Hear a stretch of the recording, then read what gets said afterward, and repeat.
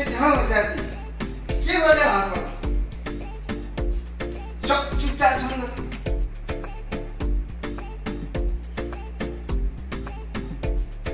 किन नबोलेको बस्नु नि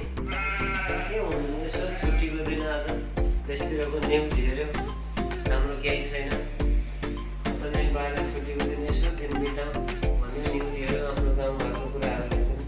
हेऱ्यो भनेको त्यसको स्थिति खतम हुन्छ यताले बिगार टेन्सन नै दिन्छ किनेर भन्छ देशमा खै मलाई केही जानकारी छैन त नातेले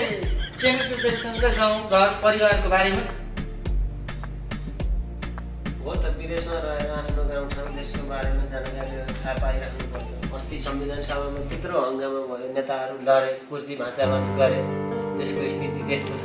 कता जाने हो देश अब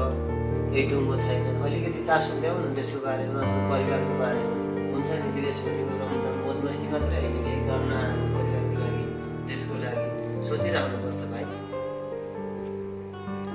ए हो त नि हाम्रो देश त कहाँ पो गयो के छ हो सर ठिक छ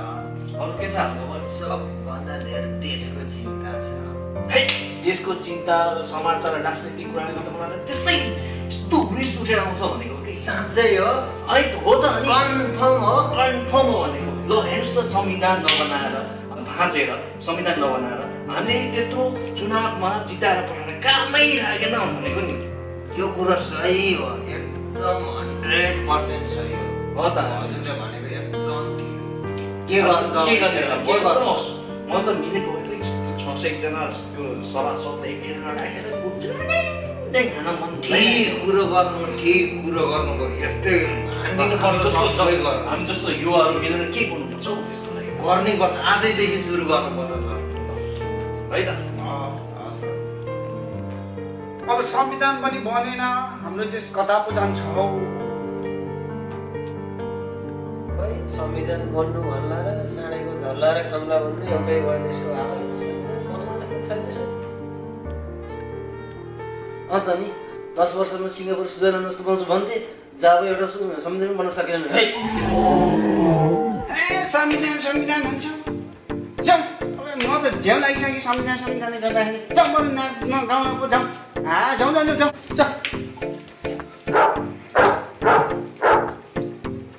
ल गीत बजाउनु ल नाचे जल्दी नाचे